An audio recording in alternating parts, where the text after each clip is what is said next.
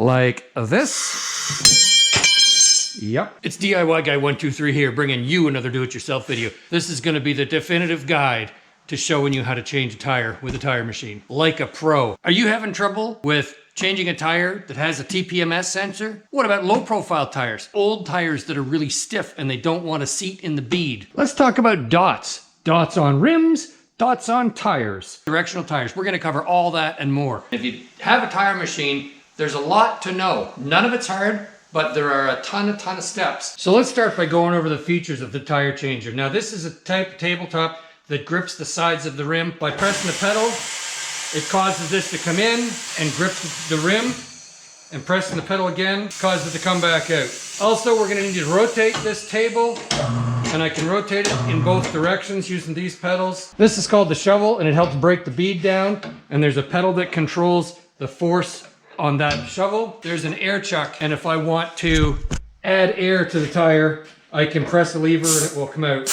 If I press that lever all the way down, it will activate what's called a bead blaster. Air will come out here between the rim and the tire to try to inflate the tire really quickly and help seat the beads. And you want to unscrew the valve stem core with a tool that looks just like this. Just unscrews counterclockwise. Keep safety glasses on and protect your eyes. If you have clip-on weights, you need to remove those before you put the wheel on the tire changer machine. You can use a pair of pliers like this to grab them and pull them out. The stick-on weights, they can stay there. The next thing you need to do is check for directionality. It'll say rotation with an arrow, or there'll at least be an arrow. This is a trailer tire, not directional. But check yours all around the sidewall very, very carefully. It's easy to miss. Take a piece of tape and put it on the rim, and with a pencil, mark the arrow rotation of the tire, because when you take that off and you put your new one on, you're gonna line it up with that same arrow. It's easy to see where the valve stem is on this front surface, but you wanna mark on the back surface as well, and you'll see why in a minute. Valve stem is right here, dot mark showing me where the valve is. So now that you have your tire prepared to be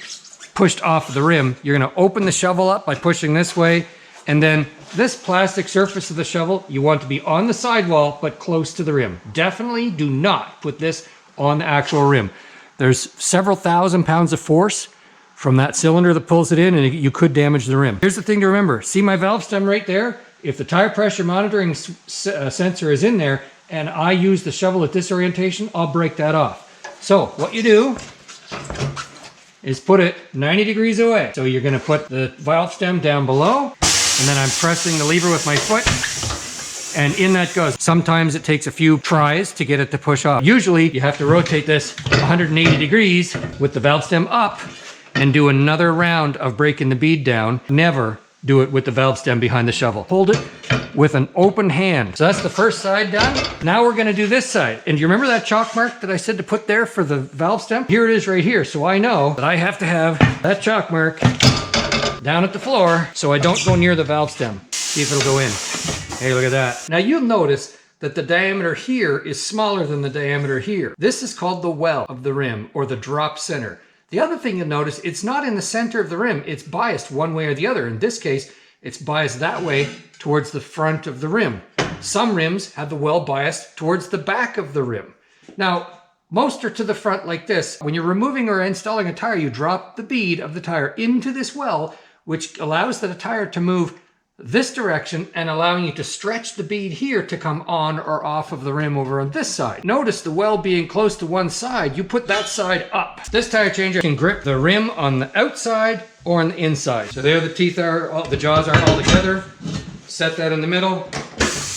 You don't have to touch anything, and it's gripped by the inside gripping the rim. So I'll put the jaws in, now I'll put them out.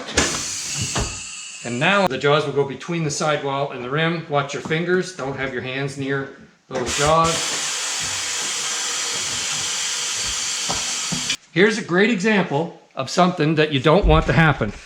That jaw right there gripped the tire and pulled it in. So this jaw is not actually on the rim, it's gripped the tire. And you could damage the tire. I'll back it out. And now it's gripped on the outside of the rim. And when you're trying to remove a tire, first thing you have to do is bring this arm in If I release this handle right here, there's a spring that's going to want to draw this whole thing up, and then you can push it down. What you want to do is have it sort of free floating and push this way into the rim as far as it will go, and then lock the height. At this stage, you want to make sure the duck head is away from the rim. It's touching the rim now, and with this threaded bolt right here, I'm going to turn it until it just moves out, less than 1/4 of an inch, just enough to be off of the rim. The reason why the cords are there is because one time I had the arms extended like this, and I stood up hard and I hit my head on these arms. These strings help my peripheral vision remind me that there is something above my head, so that's why these strings are all here. Some low profile tires, the tire doesn't want to come up like this, even if the bead is broken, and it might be hard to seat the jaws of the table. This attachment right here, this cone-shaped attachment, it goes in the center of the rim, and you can push it down. So push the rim down, and that will sometimes allow you to more easily get the jaws to engage between the rim and the tire. I've never needed to use this, but that's what that's for. You can take it out and put it away. I bought this equipment secondhand. I have no affiliation with Major Tire, the company that sells it. When I bought it, it was missing some parts, and they were very, very helpful. So I just bring it up for your awareness. If you have any interest in checking out their website, there's a link in this video's description. This is the tire lube I use. I'm going to put a link to it in the description. And I use a paintbrush, and I'll paint the tire lube on there pretty liberally because it's going to make it easier for you to get that tire off. And if you don't have tire lube on there, you may tear the sidewall and ruin the tire. So the next thing is this big arm that's so we'll spin it like this. And if you need to break the bead down further, you can use this in various spots around the tire to break the bead down. It's a very flexible arm. It'll move in a variety of places. This is your tire lever. You want to have it rest in here. This is called the duck head, and there's the duck bill. Now, one of the most important things about this whole job is protecting the tire pressure monitoring system sensor. Now, this is just a valve stem, but let's pretend that it is a TPMS sensor. So what we're going to do is we're going to put this valve stem just behind the duck head. So it's basically right there. So when I put my lever in, I'm not going to contact that tire pressure sensor. Now, I've only gone down with this lever past the first sidewall. I haven't gone down to the bottom sidewall yet. It may be difficult for you to get the tire lever in there. If that's the case, you can use this attachment to push the sidewall down like this. And then you can get your tire iron in behind there and then let that arm up. Swing it out of the way. You want the tire lever to rest in there, and then you pick the tire up. You need to make sure that you check this side of the sidewall right here. Make sure it is down in the well of the rim. Now, you notice how easy that was to slide that up there? Low profile tires are more difficult than that, but the principle is exactly the same. Take your time, use lots of tire lube around this surface. That is going to make things a lot easier. The tire is under the duck's bum, but over the duck's bill. This tire iron is going to follow the rubber. So it's going to slide off of the duck's bill and slam down here. If it's a fancy alloy rim, you don't want to mark the rim. So you can wrap your rag around the tire lever. And when it falls off, it'll be the rag that contacts here and it won't be so dramatic. You can put a piece of wood right there and it will come down on the wood instead of the rim. Ready? So it's much less dramatic. Okay, so we're spinning this around. Now I went all the way around here. But I do want to point out to you that low profile tires, you sometimes need to be slower than that because they can be difficult. So what I recommend is you rotate around the duck bill a little bit, and then on this side of the tire, push it down so that it's in the well of the rim, and then do a little bit more and push the tire down so it's in the well of the rim. Again, we're going to put the tire pressure monitoring system valve just before the duck bill and lift this side of the tire up and put our tire iron in. Now, some tires are very difficult to get them to lift up that bottom bead. So you can use this big wheel right here. That can go under the tire.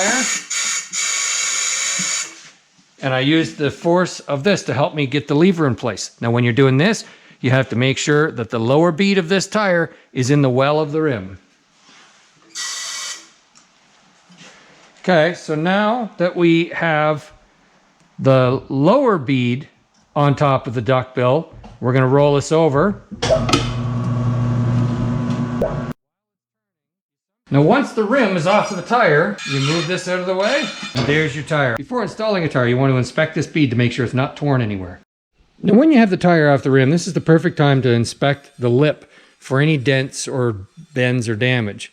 If you have a steel rim with a bent lip, it can be pounded back with a hammer within reason. Straightening an alloy rim is much more complicated. You need oxygen acetylene heat. I don't go into that here. And of course, at this stage, you would be changing your valve stem if it was leaking and dealing with any TPMS sensor maintenance that you want to perform. Check the edge of the rim for any burrs. It's not a big deal with alloy wheels traditionally, but steel wheels, sometimes if you hit something sharp, it can have a burr, and that burr can cut your tire or the bead of your tire when you're installing or removing a tire. So go over it with a file and take any burrs off. Now this rim has a little bit of corrosion on the inner lip here. So I'm gonna take that down with a wire wheel. This is a steel rim, so it's okay to use a wire wheel. But if this was an alloy wheel, you wouldn't want to use a steel wire wheel. There's special type for alloy wheels. Now what's important is that this surface area right here is perfect. You do not want any corrosion or dirt here. If you simply cannot get a tire to seal against the rim, there's a product called Bead Sealer. It's kind of like very tarry, a liquid tar, and it does harden rubbery. I use it only after I put a tire on, and if it just can't hold air, then I'll take the tire back off and use this sparingly. If it's just one bead, I'll break the bead on the bead breaker, and while the tire is pushed in, I'll paint around that bead and then blow it right up, and hopefully it seals. If it's a really bad rim that's deteriorated due to corrosion, I'll paint it on both sides of the rim and let it harden for say 10 or 20 minutes. Then I'll spray some soapy water over the area that I've just painted and then mount the tire. If you don't put the soapy water on, the friction from the tire on this stuff will kind of roll the rubber off of the rim you just painted. Use it when you have to, but try to avoid it whenever possible. So when you're ready to reinstall a tire, first thing you have to do is clamp the rim. So we'll set it in place, and I like to let one of the clamps come up to it and then the other and then the last two. Do a little bit, doing a little bit here will help this seat. It's probably easiest to do that before you've got it clamped down. You want to keep that duck head slippery too, because that's the thing that's going to contact the tire the most. Your goal is to put it on the flat surface right here, not on this vertical surface. This is what seals the tire. That really doesn't do too much for sealing. Okay, so now when we're going to put this on, we want to check the orientation of the tire and compare it to the orientation of the arrow that we put on the rim, and they should line up. So what we're going to do with our valve stem 180 degrees opposite the duck head, we're going to put the tire in place, bring the duck head up to the tire, and we're going to put the tire right on there. I've rolled the tire, the lower bead around to just about where the valve stem is. That's on purpose, and you're going to see why in a minute.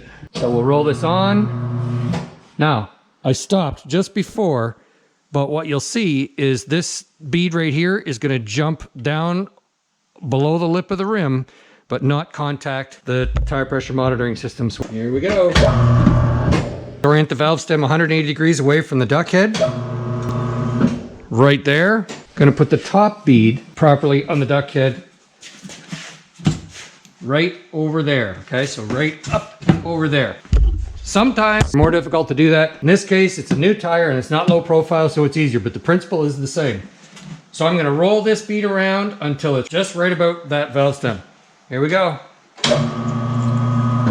I took a little rest here, and if you hear cracking or popping or any kind of unpleasant sounds, stop and make sure that this spot right here, you're pushing it down into the well of the rim. You want to push that down. If you need help pushing it down, you can use this tool. That will keep that tire down into the well. So watch, when we move over here, the duckbill is going to stretch this sidewall out and it'll drop over that TPMS sensor. And while I rotate this whole arm is going to pivot. You ready?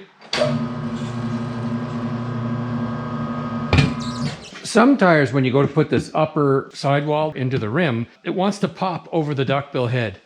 So you can use this tool right here to keep it down. And as you rotate it, this roller will roll as well. Take note of your tire valve on the opposite side of this. And I'm going to push down on here to help it rotate along.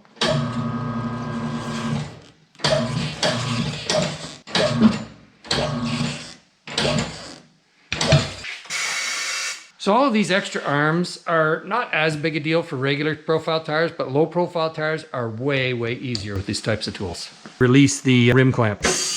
Let's talk about dots. Dots on rims, dots on tires. A dot on a rim or a marker on a rim indicates the lowest diameter right here of the rim. Quality vehicle tires will come with either a yellow dot or a red dot or both. Tires are made, they're not perfectly round. The red dot is the tallest position or the largest diameter. The yellow dot is the lightest position of the tire. What do I pay attention to?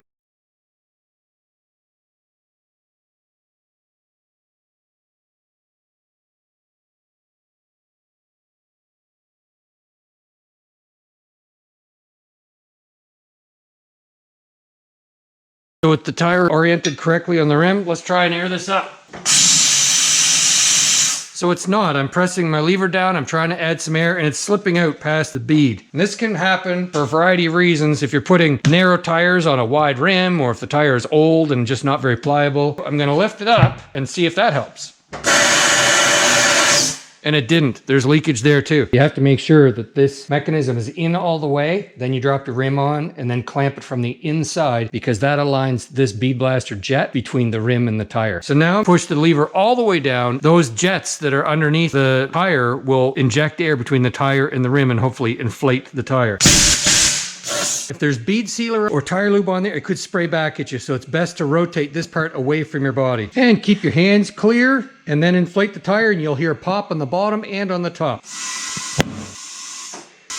Reinstall the valve stem core, snug it up, and inflate the tire pressure to the lower of the two values, either the one stamped on the tire or in the vehicle's user manual or along the B-pillar of the vehicle. That gives you best ride quality and safest inflation for the tire. And spray soapy water at the interface between the tire and the rim and around the valve stem core and the valve stem itself. Don't worry about air bubbles that happen immediately after you seat the tire on the bead, because sometimes the tire slime needs to move out of the way and it will seal up by itself in about 10 minutes. And check for air bubbles. Isn't it easy once you know how? If you think there's something I left out, I want to hear about it. Put it in the comments. Good luck with your